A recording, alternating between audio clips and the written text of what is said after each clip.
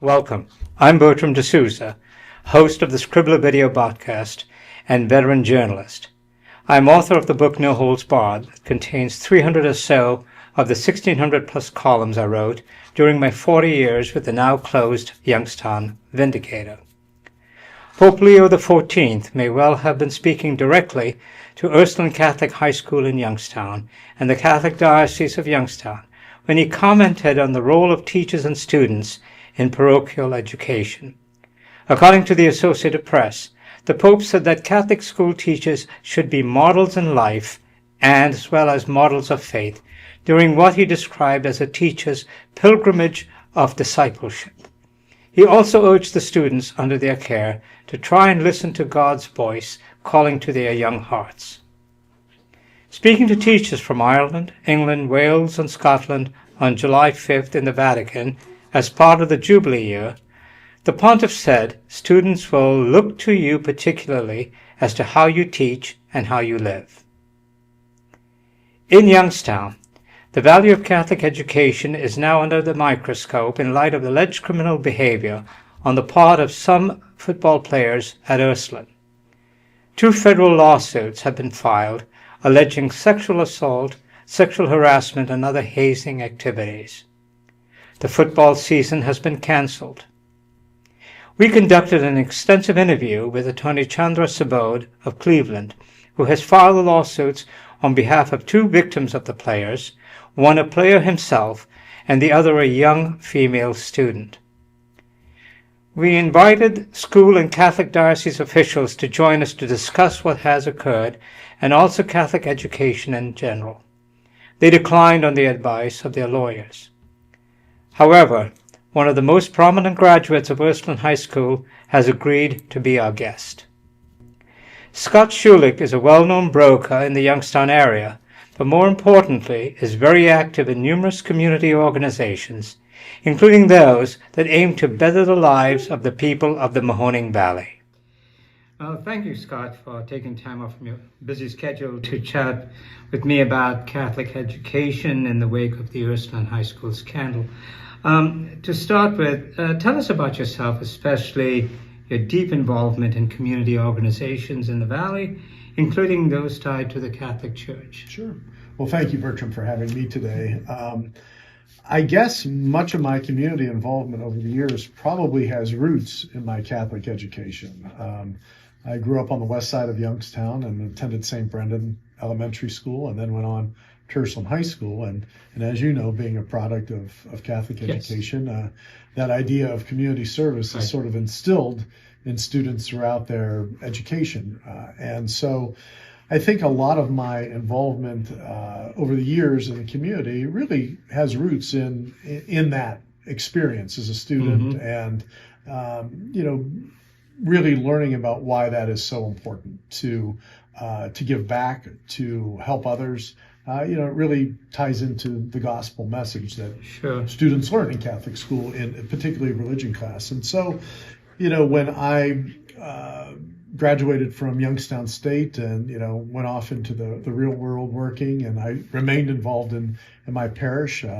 My old principal at St. Brendan's had called me one day and said, we'd like you to be on our consultative council for the school, which led to developing an endowment fund to try to keep the school alive in the late 90s and early 2000s, which we did successfully into the mid-2000s. And later, when Bishop Murray was here, I was appointed to the board at Ursuline High School. And when the bishop created boards for the 6 high schools in the diocese, and I was fortunate to serve on the Ursuline board for 8 or 9 years and was chairman the entire time I was on the board. So I've been involved in probably every fundraising project over the years and alumni project, at least since my time graduating there. And a couple of other endeavors with when there were more elementary schools in the city of Youngstown, there were some collaborative fundraising efforts, one with the Youngstown Symphony years ago, with a concert annually at Christmas time to raise money to distribute to the 5 schools, working with St. Patrick's and Immaculate Conception when there was the Center City Mission Project. And so a lot of things like that over the years. I've been involved in the Newman Center at Youngstown State. So it seems that these efforts to advance Catholic education find me, and I continue to be involved in them over the years. and you, of course, you recently made a pilgrimage to Rome, right, to the Vatican, which is the year of the Jubilee year. Right. But we'll talk about that in a little bit. One of the reasons I wanted you as a guest was, first of all, I wanted to get the Catholic perspective, and I had reached out to the diocese, and I reached out to the school after we had the lawyer who has filed 2 federal lawsuits against Ursuline. We had him on an extensive conversation with him. It's now on YouTube and Facebook. And I thought it was only fair to get the other side. But not surprisingly, they said that on the advice of counsel, they did not think it was a proper time for them to come on. And I thought about you because I had seen your Facebook post titled, "I will never walk away from Ursuline High School." And this was after the 2 federal lawsuits were filed against some of the Ursuline High School football players alleging criminal behavior. Could you read part of what you wrote, especially the part relating to, what you saw, or what your reaction was when you read about the lawsuits? Sure. And I'm not here in any official capacity. Yes. I don't have any official role in any of this, but as a long-term advocate for Catholic education and definitely as an alum of Ursuline, I guess probably, I after a few weeks, I had all these built-up emotions, and I needed to say something or write something just to feel better about the situation. And I guess probably one of the areas that I think resonates with a lot of people is the fact that, am I disgusted, dismayed, and disappointed and angered by the chain of events and accusations that have played out in the public domain? And the answer to that is a resounding and absolute yes. Does it sicken me to see years of blood, sweat, and tears for an institution I love be washed down the drain in minutes by the alleged allegations of a few? Another absolute yes. And that was probably the pivotal point of my commentary that day. And, I went on to say that we will overcome these challenges, that, if we look to the charism of the Ursuline sisters who founded Ursuline High School, their foundress, St. Angela Merici, it was always about living in harmony with one another, united together, and bearing with one another in the gospel to get through these difficult times. And sort of, I guess I tried to draw in on that sense of what Ursuline is about and what the church is about, to find my way personally through what I was observing, and hoping that might inspire some other alumni to rally around the school as well at this moment in time. When you first read or heard about the allegations and then saw the lawsuits that had been filed, because of your deep roots at Ursuline, what was your immediate reaction, and were you surprised to read of such allegations? I was surprised, and I was disappointed all at the same time, because I believe I know the institution rather intimately from all the years, as a student, as an involved alumnus, as a board member, a past board member, and I think what those allegations did is, it puts a little crack in the foundation of what may have occurred, what didn't occur. I've always believed that we've handled ourselves above board at Ursuline High School. I think the Mahoning Valley has come to trust Ursuline because of the fine education product that we put out. And we've seen enrollment grow over the last decade, and that's been a positive. All the academic achievements of the students and the challenging and rigor of the curriculum and the faculty and staff have all been good. So it was a bit of a surprise to hear the allegations, but I also know that in situations like these, sometimes attorneys and plaintiffs put forth a lot of things, and some of them may not stick, and some of them may not be accurate. And there's probably, while we acknowledge that something did occur and something that is very disappointing occurred, it may not be what is being portrayed. And but certainly it can't be denied that something occurred. And I suspect that the truth is going to come out. And unfortunately, one side gets to present a case and the other stays quiet until the defense at some point in time.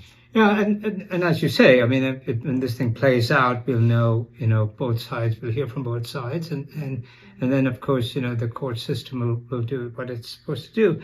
But it struck me as I was preparing for this. I saw an Associated Press story about Pope Leo XIV when he had a meeting with teachers from Ireland, England, Wales, and Scotland as part of the Jubilee year at the Vatican, which you attended. And here's what the Pope said. He said that Catholic school teachers should be models in life as well as models of faith. And he described teachers as on a pilgrimage of discipleship. He also urged students under their care to try and listen to God's voice calling to their young hearts. And then he said this about teachers, that students will, quote, look to you particularly as to how you teach and how you live. And that was it's so compelling in the context of what's going on. I think it's very poignant, Bertram. And I would concur with all of those statements. I think sometimes what many outside the circle of Catholic education often fail to realize that the primary goal of a Catholic school is to advance the faith of the students, the parents, the faculty, staff, the alumni. Now, not everyone who attends a Catholic school is Catholic, but those who choose Catholic education for their children or students who are in the school still have to take required religion courses as perhaps they're an elective in that regard, but they're required. But for those who aren't Catholic, they're learning something different. But I've always looked at Catholic schools as the best way to grow the church in adulthood. That we're taking young people, engaging them, immersing them in the lessons of faith and religion and the Gospels, and that the hope would be that they go out and stay active, engaged Catholics and involved in their faith life in some way, even if they end up not being Catholic their whole life, or the hope would be. And I think sometimes we forget that that's the primary purpose of a Catholic school. Secondly, to provide a marvelous education and prepare students for high school, for college and beyond. And I think that's a critical point, because I think what the Pope says there is very accurate. That's what everyone should be doing inside a Catholic school. And in fact, as you know, I attended primary school, a Catholic primary school, and then spent some time in the boarding school run by the Jesuits, and then got my master's at Marquette in Milwaukee, which is also a Jesuit university. And prayer was always the base, the foundation. We'd sing hymns in the morning at morning assembly and say prayer. Afternoon, you'd say the afternoon angelus, and all of those kinds of things were part of the education. And Catholic parents wanted their children to go to Catholic schools because they saw the importance of that foundation. And it worries me, though, that what has occurred at Ursuline might well sort of be fodder for those non-Catholics especially. And there's always been, in the 40 years I've lived in the Mahoning Valley, there's always been this kind of envy towards, the Catholic high schools or the Catholic schools from the non-Catholic populations, because they seem to think that they're in a different strata and they've been treated differently and all of that. And what worries me is that this whole Ursuline thing sheds a negative spotlight on Catholic education. Well, there's no question about that. I mean, there are, as we know, in the world, the religion in and of itself. I mean, we look at other religions too. I mean, the Muslims have their haters, the Jews have their haters, the Christians have their haters.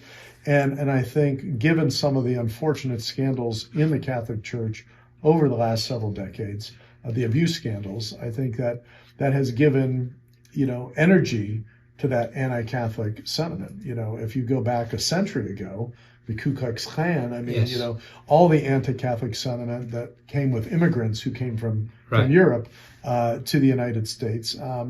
While that went away to some degree, it is situations like those abuse scandals, it's situations like these allegations that cause people to have doubt. And they have doubt because the church is the moral authority, and the church has always held itself to this high standard, and its institutions to these standards, and its faculty and students. And when they slip, when they fail, the attackers come out very quick. And so it's an anti-Catholic thing, it's an anti-Catholic school thing, and it's that is still prevalent today as much as it was 100 years ago, maybe in a little bit different form, but that anti-Catholic sentiment does exist. And the problem is, and when I reached out to the diocese and also the school, I made the point that what is occurring, or what has occurred at Ursuline, comes on the heels of the Catholic Church, the global church, having some difficulties or some major challenges, especially with the child abuse, the pedophilia on the part of priests. And that, it's sort of, it has taken, there's been a lot of negative publicity about it. It has taken a lot of hits given that. And then now, locally you see this occurring, and it sort of adds to that negative perception of Catholicism. Right. So how do you, as somebody who is deeply immersed in the church, how do you deal with that, and how do you talk to your friends about that? Well, I think especially non-Catholic. Sure. Well, I think you have to, you go back to the roots of Christianity, whether you look at it from a Catholic point of view or any other point of view in Christianity, and the basic premise of Christianity is forgiveness of sins. Yes.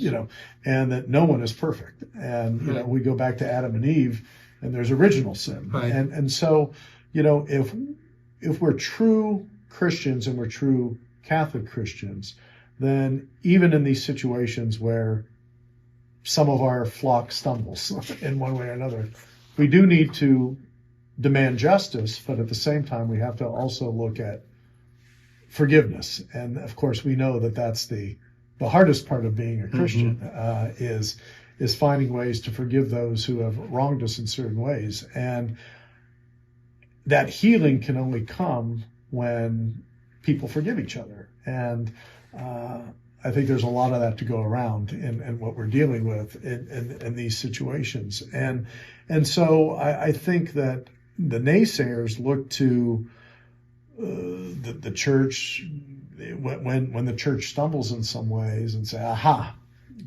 we got you. You're not what you preach. You're not doing those things.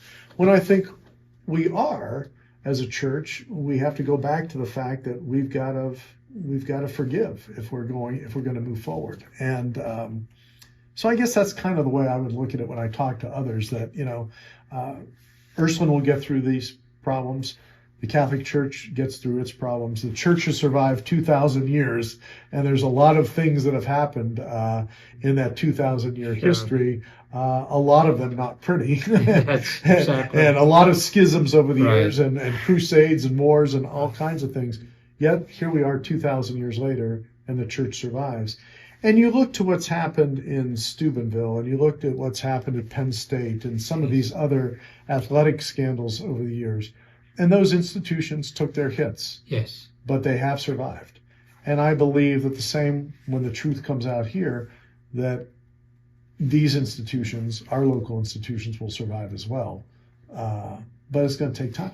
Before we move on, if you would look at your last page of what you had filed with Facebook, and if you could start reading from this year, the Roman Catholic Church celebrates, because it's exactly what you were talking about. And Well, this year the Roman Catholic Church celebrates the Jubilee Year of Hope that was begun by Pope Francis, and we are called to be pilgrims of hope.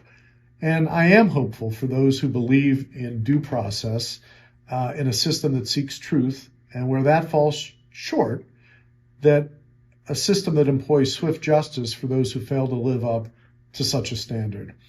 I was also raised in a church that practices forgiveness, which admittedly, as I said, was the hardest part of being a Christian.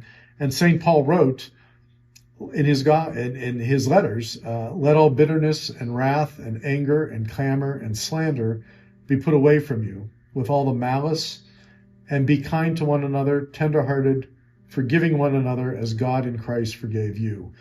And I wanted to look, when I was writing that commentary, at the gospel and look at these letters and say, how can I dig back into my faith to find an answer for what's happening?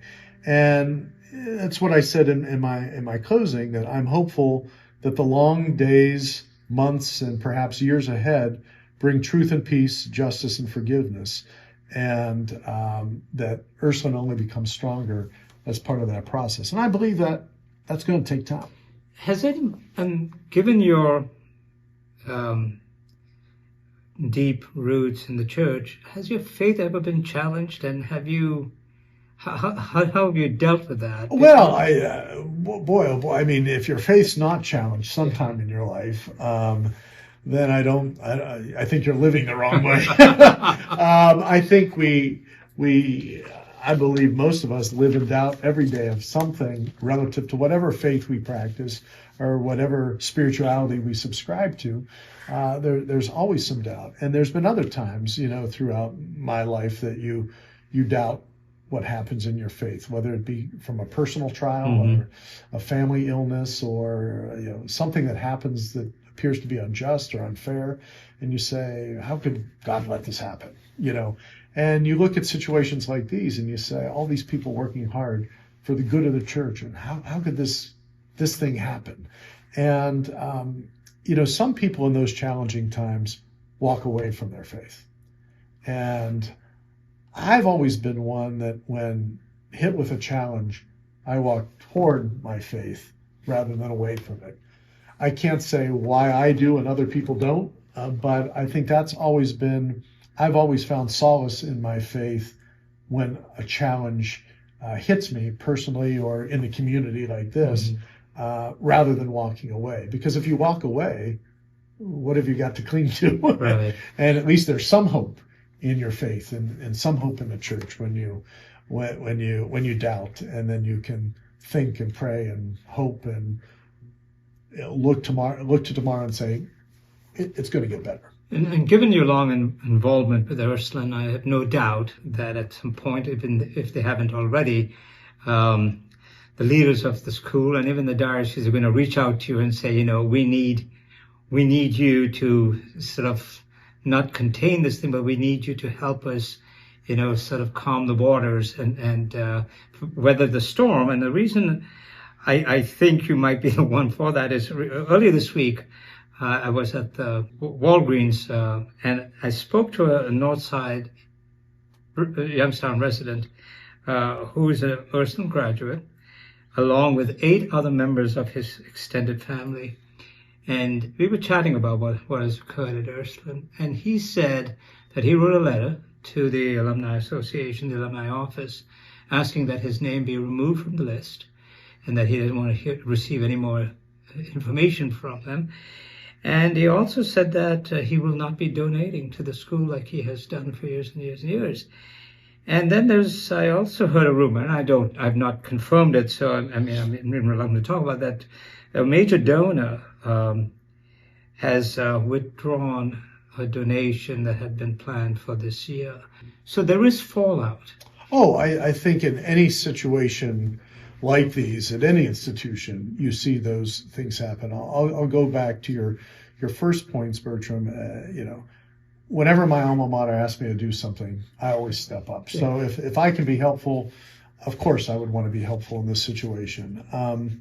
But as it relates to your other points, I think it's no different than a conversation you and I had a couple of years ago with some of the controversy around Youngstown State. Yes. And, whenever boards and whenever institutions make decisions, we see this in government every day, don't we? Half the population loves you and half the population hates you. And hopefully it trends a little more than 50-50 on any given day.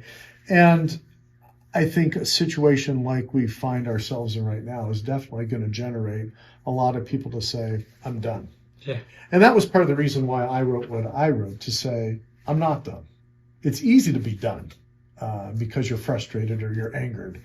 And I share all those emotions as we've talked. But, if you walk away, then you don't have a voice. And I always like to have a voice. And I always like to be at the table, even if I'm disagreeing.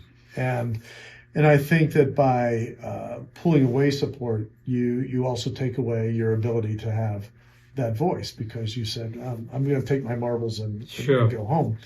And I think it's natural that will happen. I think the fallout of any allegations, any scandal in any institutions, we see that. I mean, we saw that at Youngstown State with some key donors and community members. We'll see it here, I'm sure. But the diehards will be there. And the people who believe in the cause, the people who want to continue to advance Ursuline, Catholic education, all these other institutions, they will step up and they will be there. And one hopes that as the truth reveals itself and justice is served, that maybe those people who have backed away then find their way back. I think it's a little longer path, but you hope that you do the right work and you get out the right message, and eventually people come back.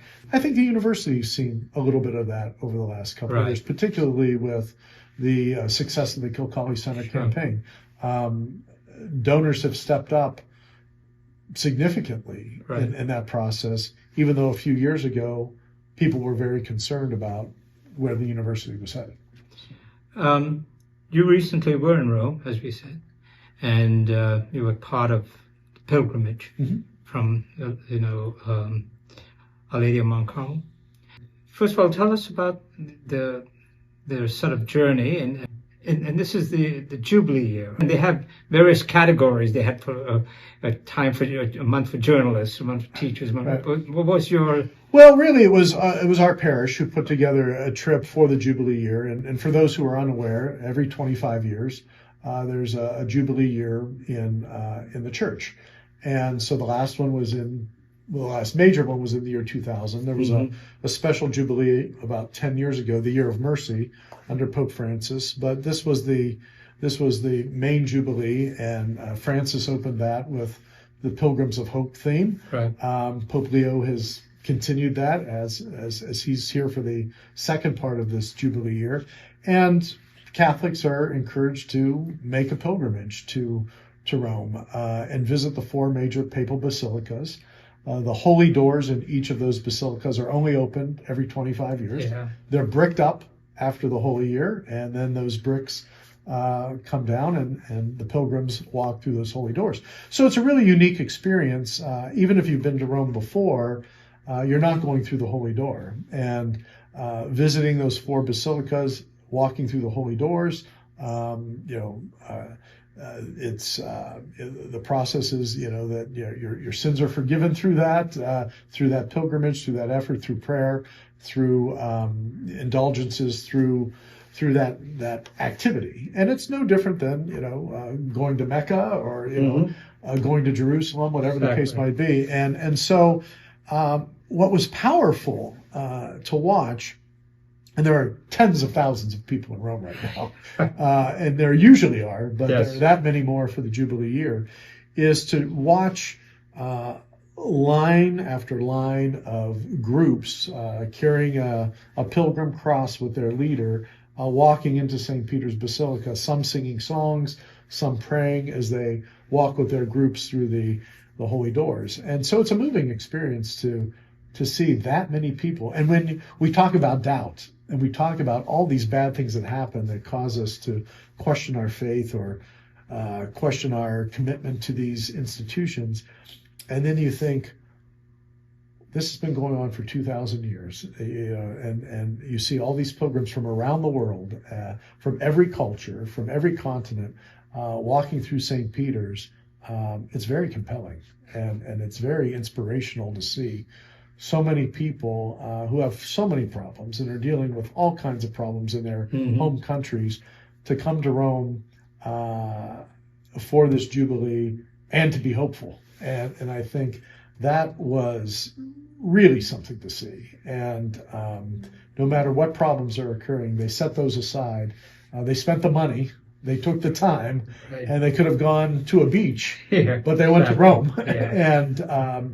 And that was remarkable. And I've been to Rome before, and I've been to all those places, but to see that in the Jubilee year, we were very fortunate. Our Lady of Mount Carmel has an affiliation with St. Mary Major Basilica in Rome. Okay.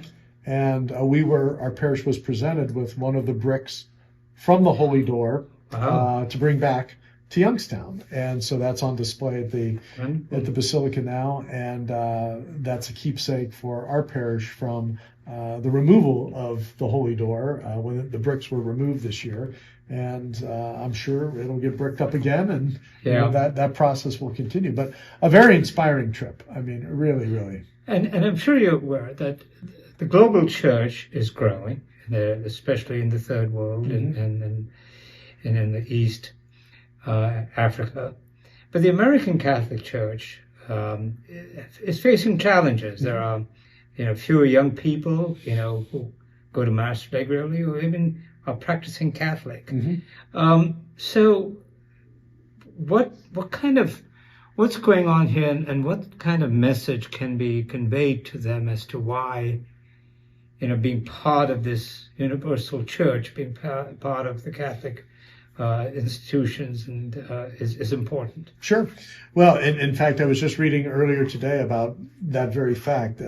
Asia, Africa, those are growing areas. Even Europe is starting to see some comeback to the church. I actually believe with the election of Pope Leo that's going to be helpful to the American church.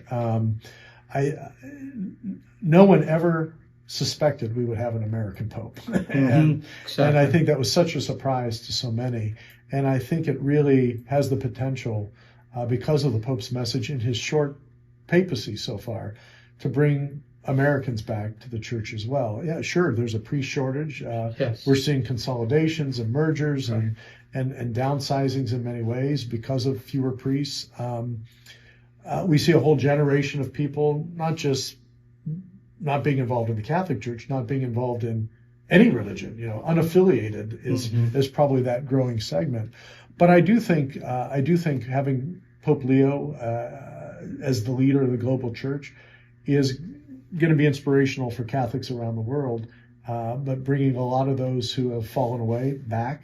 And I think particularly we have an opportunity in the United States to rally around the Pope and for him to be a unifying force for the church here. I'm hopeful for that. And the priest shortage is an issue. Sure. And I was reading that the fallout from the Trump administration's immigration policies could well be affecting that, because there are a lot of priests from Africa and from Asia who are coming to the United States to fill in the slots. Well, we're in many ways a missionary country. We used to send missionaries from the United States out into the world to serve as priests around the world, and now we need those missionaries to come to the U.S. to assist. And I think a lot of this is an evolution. I mean, there was, even if we look at our religious orders, women religious, there was a time a century or two ago where women got married or they went to the convent. And,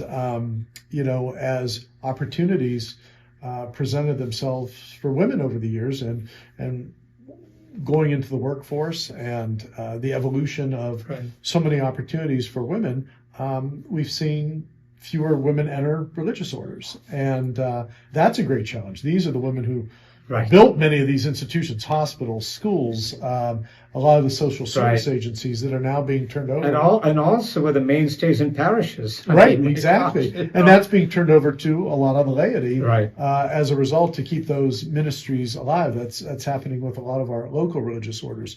But I don't think the church is dead. I think we probably don't focus enough, and there's a movement to do this, to really encourage young people to consider vocations, life as a priest, life as a sister, whatever the case might be. But that's a harder sell today. I mean, there are a lot of competing opportunities in the world, and when we lose Catholic institutions like schools, what we were talking about earlier in this conversation, we lose those opportunities to kind of instill that on a daily basis, that this might be an opportunity in your life. Also, family life has changed because in the old days, when there was a family, there was an expectation if there were several sons, one of the sons would be a priest. Perhaps, that's right. Whether it was a vacation or not, your mother was praying novenas to make you a priest. Exactly, and in smaller families, that's right. And of course, the nuns, they were the ones, the mainstays in school. All my teachers in boarding school were nuns. And in primary school, there were a lot of nuns who were teachers. And, obviously... Some might find that hard to believe, Bertram. I know, exactly.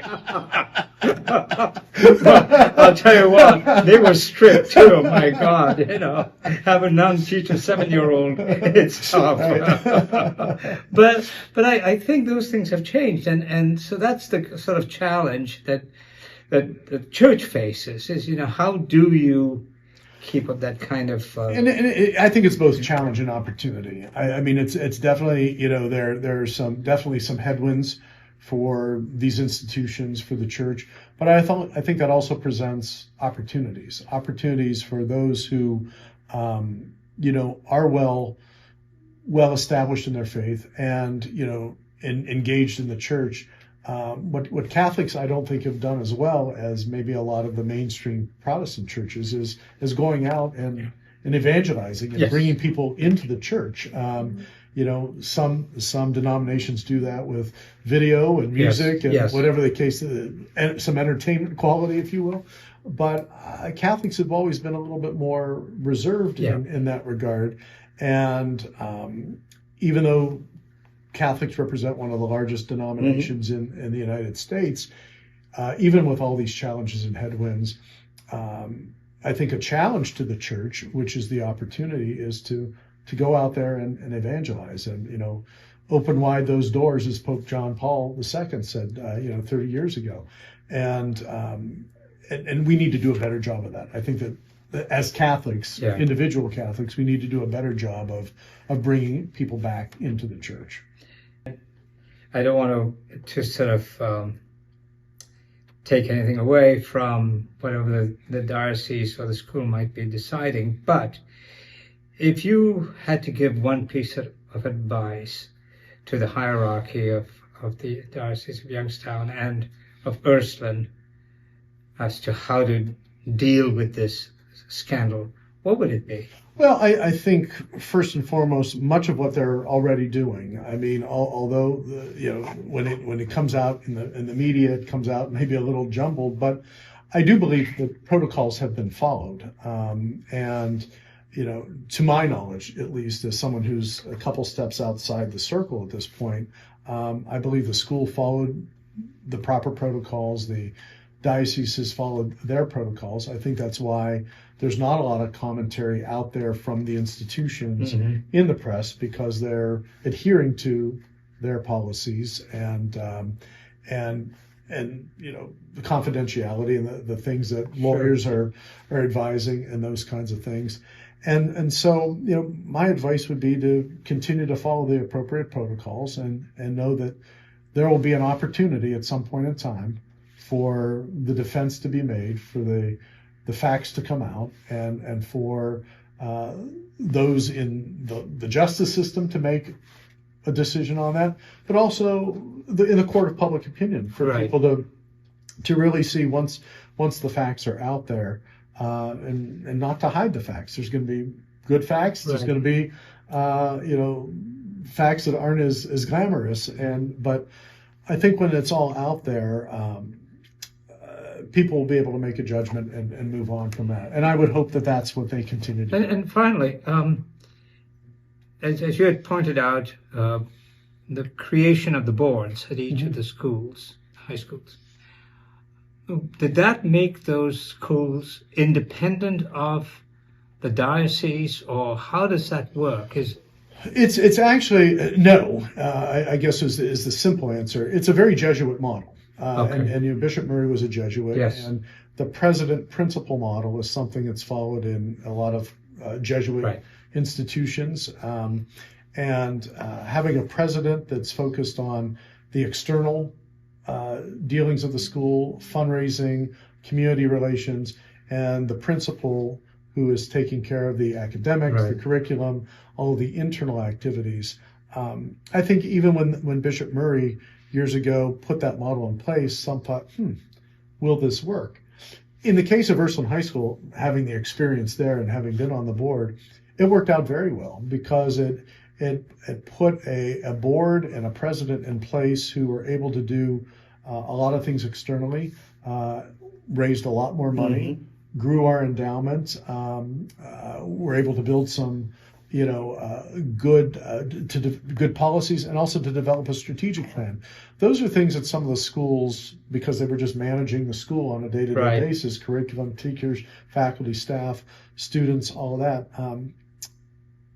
The boards have the ability to create the vision and to create that strategic plan, and then to work with the administration to pull it along to accomplish those goals. So I think the model has been very effective for the high schools, and at least in my experience, that's been a good thing. I think it's helped sustain the high schools over this last decade since that model's been. But to what extent does the diocese, in the hierarchy of the diocese, have yes. So there's what's called the member board. And the member board includes the bishop and a couple of the key administrators in the diocese, and the school boards report up to that member board. So it's not a totally independent model. It's a governance model that allows the board to create the strategies and policies and implement them and move them forward, but in concert with the diocesan bishop and the Office of Catholic Schools, and to advance the overall mission of Catholic education in the diocese. So it's not like everybody's out here swimming on their own, but it has created there's autonomy to a certain degree, and then there's accountability on another level. Well, I appreciate it. Thank you for spending the time with us and discussing. Always good to not only the school. We've covered so many topics over the years. We really have, and there'll be others, I'm sure. But I wanted to focus on Catholic education because of, it is important. I mean, this region has always had very strong system locally. Absolutely, and very good Catholic schools. I mean, the percentage of Catholic high school graduates who go on to college is consistently high. Oh, it's in the 90th percentile. Yes. And if you even look across our community, and you know this from the leaders that you've interacted with over the years, so many of our community leaders, whether they be political, business, or otherwise, are graduates of our Catholic schools. And that's remarkable in a place like Youngstown. Yeah, it is. Thank you again. Thank you. We'll be talking again soon. Absolutely.